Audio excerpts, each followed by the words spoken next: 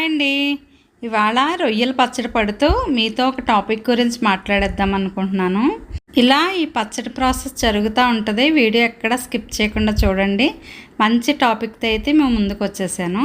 Welcome back to my channel Sakhi thoughts. ఈ మధ్యకాలంలో మేము బయటికి వెళ్ళామండి, నా ఫ్రెండ్ నేను. అయితే బస్ కోసం వెయిట్ చేస్తూ ఉండగా ఒక అతనైతే మా వెనకొచ్చి డబ్బులు ఇమ్మని అడుగుతున్నాడు. సరే అనేసి వెనక్కి తిరిగి చూసేసరికి మా ఫ్రెండ్ అయితే ఒక్కసారిగా అవాక్కయ్యి, అంకుల్ గారు ఏంటి మీరా అన్నది. అంటే నేను షాక్ అయ్యానమాట. ఎవరో వచ్చి ఒక ముసలతను అనమాట, పంచి పాతకాలం మనిషిలాగా బనేలు అలా వేసుకున్నాడు, ఖద్దరు బనేలు అదేను. అయితే తినేలా పలకరిస్తుంది. అతను అడుక్కునేవాళ్ళ ఉన్నాడు, కానీ చాలా పద్ధతిగా ఉన్నాడండి, చాలా నీట్గా ఉన్నాడు ముసలితనంలోని. అయితే తిను ఏంటి ఇలా అడుగుతుంది అని చెప్పేసి నేను అవాక్కే చూస్తున్నాను అనమాట. అతనికి ఇంకా తను సైలెంట్ అయిపోయింది. అతను చూడగానే ఏంటండి మీరు ఎందుకు ఇలాగా అనేసి తను ఆ స్థితిలో ఉంటే లోపు నేను డబ్బులు ఇచ్చి పంపించేశాను. తర్వాత ఏంటి ఏమైంది అనేసి నేను నా ఫ్రెండ్ని అడిగాను అనమాట. అతను ఎవరో నీకు తెలుసా, అసలు ఎవరు ఏంటి అంటే తన స్టోరీ చెప్పిందనమాట. ఆ స్టోరీ వింటే ప్రాణం తరుక్కుపోయిందండి. నిజంగా ఎంత బాధ అనిపించిందంటే, నిజంగా ఏ వృద్ధ తల్లిదండ్రులకి కూడా ఆ పరిస్థితి రాకూడదేమో అని అనిపించింది అనమాట. అతనైతే చాలా కష్టజీవి అంటండి, చాలా కష్టపడి పైకి వచ్చిన వాళ్ళంట వాళ్ళ కుటుంబం. అయితే ఇద్దరు ఆడపిల్లలు ఒక అబ్బాయినంట.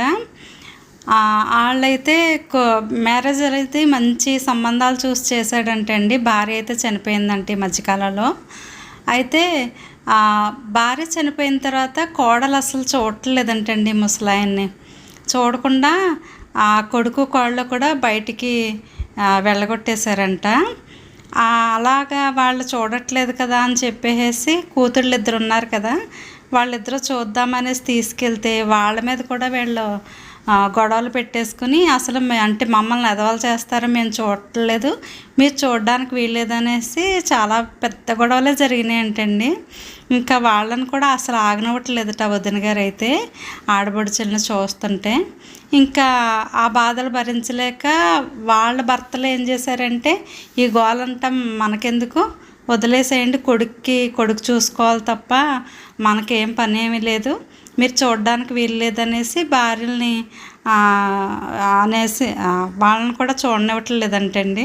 దాదాపు ఆయనకైతే 70 నుంచి 80 సంవత్సరాల లోపు ఉంటాయండి.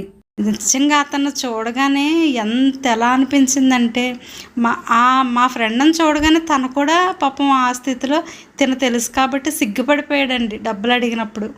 నిజంగా ఇలాంటి పరిస్థితులు, ఇలాంటి బిడ్డలు కూడా ఇంత ఘోరంగా అంటే ఇప్పటివరకు నేను వినడం, టీవీల్లో చూడడం ఇలాగే తప్ప రియల్గా అలా చూసానేమో. నాకైతే 1 వీక్ వరకు అసలు మనసు అయితే అసలు ఆగలేదండి. ఏంటి ఇంక మనలాంటి వాళ్ళని ఏం చేయలేమా అని కూడా అడిగితే కూతుళ్ళు సరే పోనీ మనం ఏమన్నా అతనికి ఏదైనా హెల్ప్ చేద్దాం, ఎక్కడికైనా తీసుకెళ్ళి జాయిన్ చేద్దాం అంటే వాళ్ళు వదిలేసి అలా చేశారు. ఇప్పుడు మళ్ళీ వేరే విధంగా వాళ్ళు మన మీద పడతారు అన్నట్టుగా మా ఫ్రెండ్ అయితే అన్నదండి.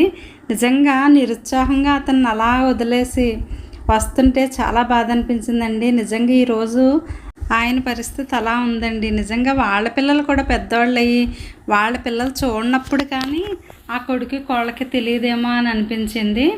తర్వాత నా మనసు అయితే ఆగలేదండి. వాళ్ళ చిన్నమ్మాయి ఇంటికి కూడా తినకు తెలుసు కాబట్టి వెళ్ళాను. అయితే వాళ్ళ చిన్నమ్మాయిని ఏంటి మీ నాన్నగారిని ఎందుకు ఇలా వదిలేశారు అనేసి చెప్పేసి నేను అడగడం జరిగిందండి.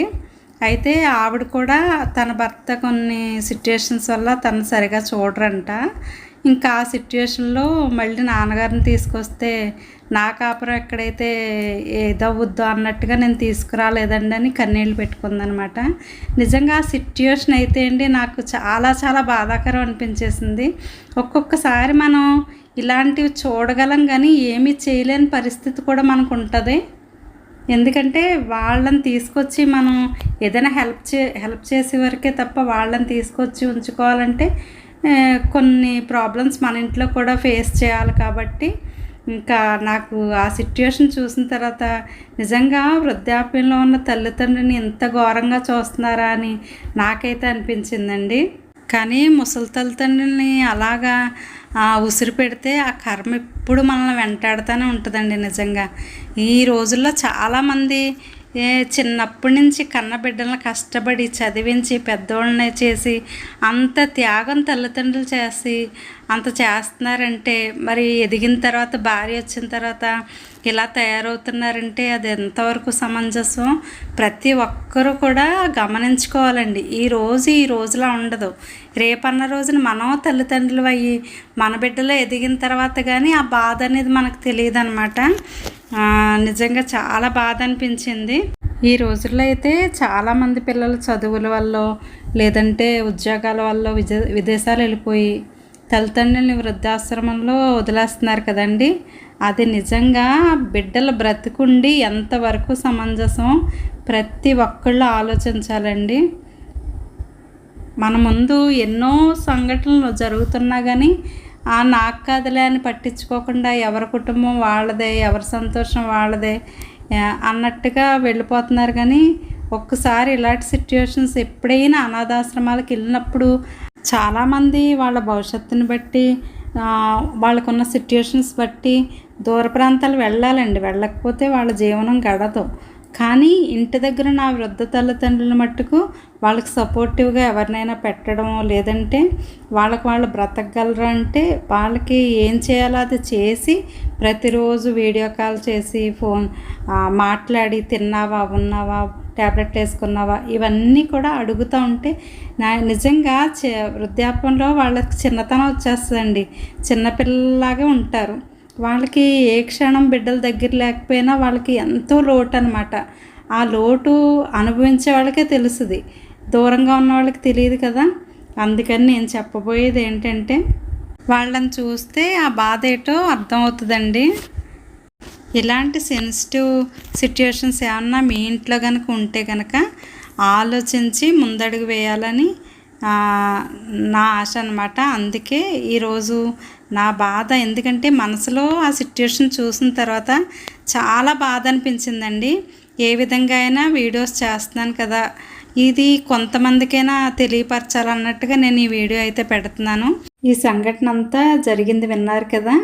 మీకేమన్నా బాధ అనిపిస్తే కనుక ఇంకొంతమందికి షేర్ చేయండి. ఎందుకంటే ఇలాంటి వాళ్ళు ఎవరైనా ఉంటే ఈ వీడియో వాళ్ళ వరకు రీచ్ అవ్వాలని నా ఆశ అనమాట. ఈ వీడియో కనుక మీకు నచ్చినట్లయితే ఒక లైక్ ఇవ్వడం మాత్రం మర్చిపోవద్దు. మీతో మాట్లాడుతూనే నేను రొయ్యల పచ్చడి అయితే పట్టేశానండి. ఎలా ఉందో కామెంట్ సెక్షన్లో మాట్లాడేసుకుందాం. ఉంటానండి, బాయ్.